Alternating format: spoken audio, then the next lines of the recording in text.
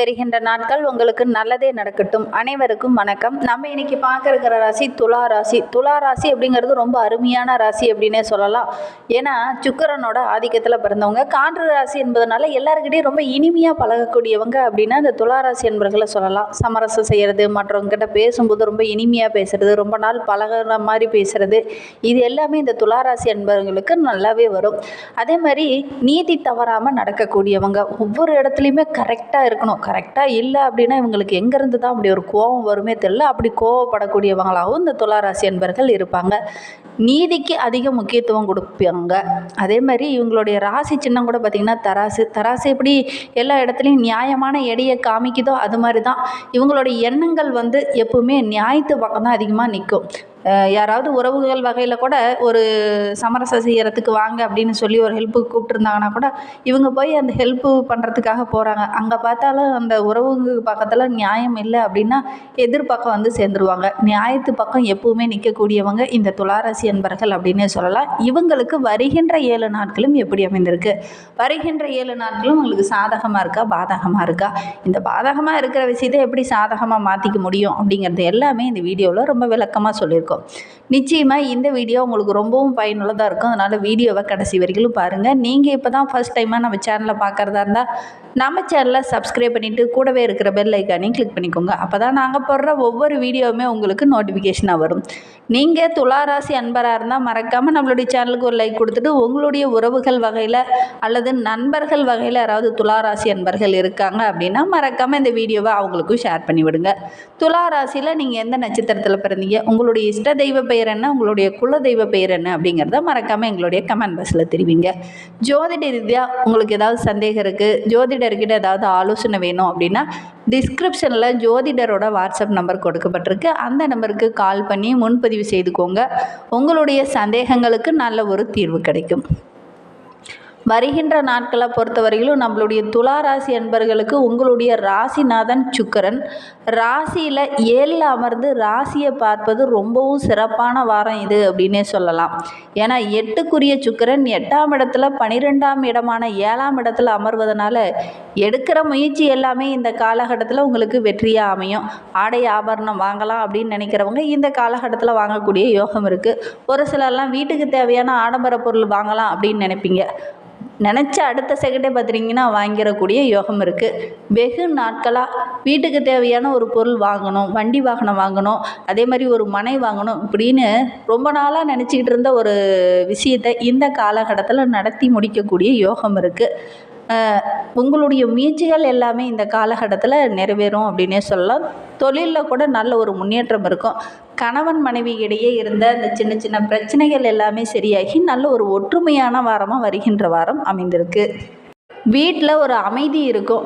நினைத்த காரியம் எல்லாமே இந்த காலகட்டத்தில் ஒவ்வொன்றா நிறைவேறும் அப்படின்னே சொல்லலாம். மற்றவங்க விஷயத்தில் கொஞ்சம் கவனமாக இருங்க. அடுத்தவங்களுக்கு ஏதாவது உதவி செய்கிறேன் அப்படின்னு போய் நீங்கள் பிரச்சனையில் மாட்டிக்கொள்ளக்கூடிய ஒரு சூழ்நிலையும் இருக்குது. இருந்தாலும் கொஞ்சம் கவனமாக இருந்தீங்க அப்படின்னா வெற்றி பெறக்கூடிய ஒரு வாரமாக இந்த வாரம் அமைந்திருக்கு அப்படின்னே சொல்லலாம். ஏன்னா 5ஆம் இடத்துல சனி ராகு சேர்க்கை இருக்கிறதுனால பிள்ளைங்க விஷயத்தில் கொஞ்சம் கவனமாக இருக்கணும். கொஞ்சம் கூடுதல் கவனத்தோடு இருந்தீங்கன்னா வருகின்ற நாட்களில் நிறைய நன்மைகள் கிடைக்கும். இல்லை அப்படின்னா சின்ன சின்ன இடர்பாடுகள் வரக்கூடிய சூழ்நிலை இருக்குது. பூர்வீக சொத்து சம்மந்தமான பிரச்சனை இந்த காலகட்டத்தில் வரும். அதனால் கொஞ்சம் கவனமாக இருங்க. உங்களுடைய குடும்ப உறவுக்கிட்ட பேசும்போது, உங்களுடைய உடன்பிறப்புக்கிட்ட பேசும்போது கூட கொஞ்சம் கவனமாக இருந்தீங்க அப்படின்னா பெரிய பாதிப்பு எதுவும் வராது.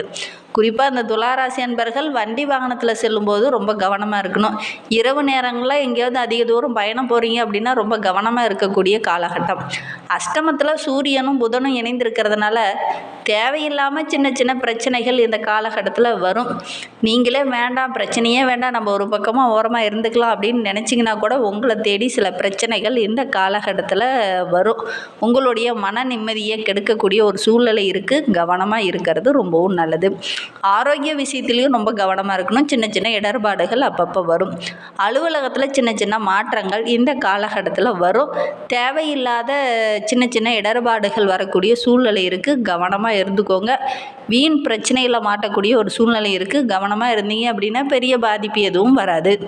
இன்னுமே உங்களுடைய வாழ்க்கை ரொம்ப மகிழ்ச்சிகரமாகவும் ரொம்ப சிறப்பாகவும் இருக்குன்னா மாலை நேரத்தில் வீட்டில் தினமுமே வீட்டு பூஜை அறையில் விளக்கேற்றி வழிபடுறது ரொம்பவும் நல்லது. முடிந்தால் அருகில் நரசிம்மர் ஆலயம் இருக்குது அப்படின்னா அந்த நரசிம்மர் ஆலயத்திற்கு சென்று வழிபட்டுட்டு வாங்க. நிறைய நன்மைகள் கிடைக்கும். நம்பிக்கையோட இந்த ஒரு விஷயத்தை மட்டும் செய்யுங்க. இந்த துலா ராசியில் பிறந்த 3 நட்சத்திரக்காரர்களுக்கும் அடுத்து வருகின்ற 7 நாட்களும் எப்படி அமைந்திருக்கு அப்படிங்கிறத பார்க்கலாம். துலா ராசியில் சித்திரை 3-4 பாதங்களில் பிறந்தவங்களுக்கு வருகின்ற 7 நாட்களும் தைரிய வீரியக்காரகன் என்று அழைக்கக்கூடிய செவ்வாய் ஜூன் மாதம் 8ஆம் தேதி வரை ஜீவஸ்தானத்தில் நீச்சமாக இருக்கிறார். அவர் நீச்சமாக இருக்கிறது ரொம்ப யோகம் அப்படின்னே சொல்லலாம். தொழிலில் வியாபாரத்தில் ஏற்பட்ட அந்த பாதிப்புகள், பிரச்சனைகள், எதிரிகளால் வந்த தொல்லை இது எல்லாமே படிப்படியாக குறையும். வழக்கமான வேலையில் இந்த காலகட்டத்தில் படபடன்னு நிறைவேறும். அதே மாதிரி எதிர்பார்ப்புகள் எல்லாமே இந்த காலகட்டத்தில் பூர்த்தியாகும். இந்த மாதம் முழுவதுமே நல்ல ஒரு லாபகரமான மாதமாக இந்த சித்திரை நட்சத்திரக்காரர்களுக்கு அமைந்திருக்கு அப்படின்னே சொல்லலாம். ஏன்னா லாபஸ்தானத்தில் கேது பகவான் இருக்கிறதுனால வருமானம் சிறப்பாக இருக்கும். வர வேண்டிய பணம்லாம் கரெக்டான டைமில் வரும். செவ்வாய் லாபஸ்தானத்தில் சஞ்சரிப்பதனால தடைப்பட்ட வேலை எல்லாமே இந்த காலகட்டத்தில் ஒவ்வொன்றா நடக்கும். குடும்பத்தில் இருந்த பிரச்சனைகள் படிப்படியாக குறையும். பிள்ளைகளோட விஷயத்தில் கூட பார்த்திங்கன்னா நல்ல ஒரு முன்னேற்றத்தை இந்த காலகட்டத்தில் எதிர்பார்க்கலாம். பூர்வீக சொத்தில் சின்ன சின்ன இடர்பாடுகள் அப்பப்போ வரும். கொஞ்சம் கவனமாக இருந்துங்க.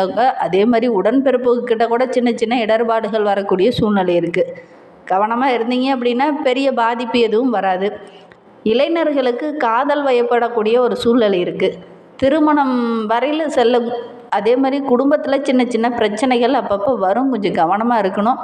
ஒரு சிலருக்கு புதிய சொத்து வாங்குவதற்கான யோகம் இருக்குது. மாணவர்களை பொறுத்த வரைக்கும் படிப்பில் நல்ல ஒரு ஆர்வம் இருக்கும். அஷ்டமஸ்தானத்தில் சூரியன் இருக்கிறதுனால சின்ன சின்ன நெருக்கடிகள் அப்பப்போ வரும். கொஞ்சம் கவனமாக இருந்துக்கோங்க. அது உங்களுடைய நண்பர்கள் மூலமாகவோ உங்களுடைய கூட இருக்கிறவங்க மூலியமாகவோ சின்ன சின்ன இடர்பாடுகள் வரும். கொஞ்சம் கவனமாக இருந்தீங்க அப்படின்னா பெரிய பாதிப்பு எதுவும் வராது.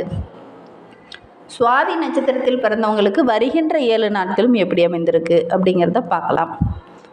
உங்களுடைய நட்சத்திரநாதன் ராகு பூர்வ புண்ணிய ஸ்தானத்தில், அதாவது புத்திரஸ்தானத்தில் சஞ்சரிப்பதனால குடும்பத்தில் சின்ன சின்ன நெருக்கடிகள் வர்றதுக்கான ஒரு சூழ்நிலை இருக்குது.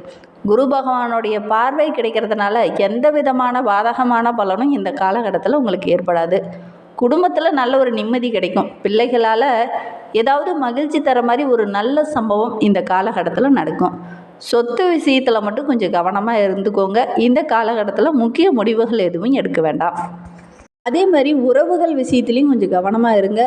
திருமண வயதில் இருக்கிறவங்களுக்கு நல்ல ஒரு பொருத்தமான வரன் இந்த காலகட்டத்தில் அமையும். குழந்தை பேர் இல்லாதவங்களுக்கு நல்ல ஒரு குழந்தை பேர் கிடைக்கக்கூடிய யோகம் இருக்குது. சகோதரர்கள் உங்களுக்கு ஒத்துழைப்பாக இருப்பாங்க. அரசியல்வாதிகளாக இருக்கிறவங்களுக்கு நல்ல ஒரு செல்வாக்கு உயரக்கூடிய வாரமாக இந்த வாரம் அமைந்திருக்கு. தொண்டர்கள் உங்களுக்கு பக்கபலமாக இருப்பாங்க. அஷ்டமஸ்தானத்தில் சூரியன் சஞ்சரிப்பதனால ஒவ்வொரு வேலையிலுமே கொஞ்சம் கவனமாக இருக்கணும். அரசு விவகாரங்களில் இருக்கிறவங்களாம் ரொம்ப கவனமாக இருக்கணும். ஒவ்வொரு விஷயத்துக்கும் சட்டத்துக்கு உட்பட்ட விஷயங்களை மட்டும் செய்யுங்க. சட்டத்துக்கு புறமான விஷயங்களை நீங்கள் செஞ்சீங்க அப்படின்னா சின்ன சின்ன இடர்பாடுகள், சிக்கல்கள் இதெல்லாம் சந்திக்க வேண்டிய ஒரு சூழ்நிலை இருக்குது. கவனமாக இருக்கிறது நல்லது. விசாகம் 1, 2, 3 பாதங்களில் பிறந்தவங்களுக்கு வருகின்ற 7 நாட்களும் எப்படி அமைந்திருக்கு அப்படிங்கிறத பார்க்கலாம். ஏன்னா இந்த காலகட்டத்தை பொறுத்த வரையிலும் குரு பகவான் பாக்கியஸ்தானத்தில் சஞ்சரிக்கிறதுனால அவரும் உங்களுடைய ராசியை பார்ப்பதனால இதுவரையில் இருந்த பிரச்சனைகள் படிப்படியாக குறையும். உங்களுடைய செல்வாக்கு படிப்படியாக உயரும். வியாபாரத்துலேயும் தொழிலையும் இருந்த பிரச்சனைகள் ஒரு முடிவுக்கு வரும். உத்தியோகத்தில் இருந்த பிரச்சனையும் ஓரளவுக்கு குறைய ஆரம்பிக்கும். குடும்பத்தில் நல்ல ஒரு ஒற்றுமை அதிகரிக்கும். உங்களுடைய எதிர்பார்ப்புகள் எல்லாமே இந்த காலகட்டத்தில் பூர்த்தியாகும். திருமண வயதில் இருக்கிறவங்களுக்கு நல்ல ஒரு வரன் அமையும். வேலை இல்லாத இருக்கிறவங்களுக்கு நல்ல ஒரு வேலை கிடைக்கக்கூடிய யோகம் இருக்குது. லாபஸ்தானத்தில் சஞ்சரிக்கக்கூடிய கேது பகவான் வருமானத்தை அதிகரிப்பார். வெளிநாடு செல்லலாம் அப்படின்னு முயற்சி செய்கிறவங்க இந்த காலகட்டத்தில் முயற்சி பண்ணுங்கள். வெளிநாடு செல்லக்கூடிய யோகம் இருக்குது. புதிய தொழில் தொடங்கலாம் அப்படின்னு நினைக்கிறவங்க கண்டிப்பாக தொடங்குங்க. நல்ல ஒரு லாபம் கிடைக்கும்.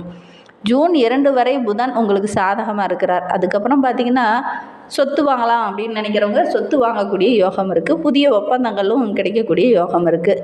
நீங்கள் என்ன வாங்கணும்னு நினைக்கிறீங்களோ அதை வாங்கக்கூடிய யோகம் இருக்குது. இன்னுமே உங்களுடைய வாழ்க்கை ரொம்ப சிறப்பாக இருக்கு.